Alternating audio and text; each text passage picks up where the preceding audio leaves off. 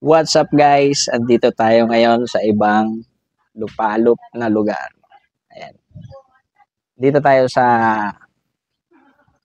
Miner Coffee Shop. So i-review natin yung ating motor at mayroong sound trip doon sa likod. I-review natin tong motor natin na maganda. Eto guys, tingnan nyo. At ayan guys, ang ating Mio Soul ay 2014 model. Ay, tingnan nyo naman kung gaano kalupit tong ating motor. So, no? So ito nga pala ay all stock engine at meron lang siyang napalitan dito. Ito, pinalitan na natin yung disc pad niya, floating disc na. At nakuha natin yan kay Moditay. Shoutout Moditay. At ang gulong natin sa likod, pinaporma na rin natin.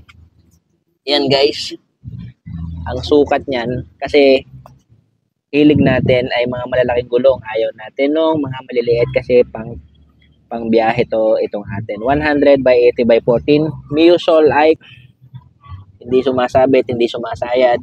So yung ating shock naputol na yung stock. Pinalitan na rin natin ito dati ng Debaso pero bumalik tayo sa parang stock. Ayan. Na-order lang natin din. So ayan, tingnan natin sa malayo. So isang montage muna tayo dyan.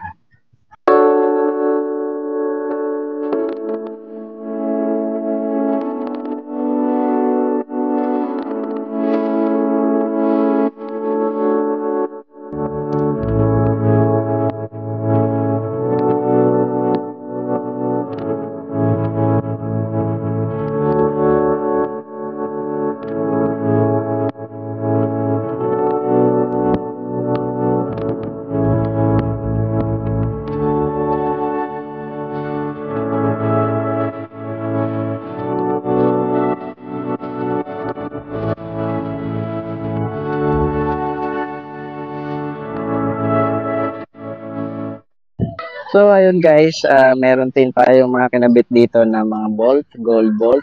At ayan, shoutout again, Moditay lang tayo kumukuha ng mga gold bolt, legit. Dito, halos lahat dito sa gilid ay naka gold bolt na.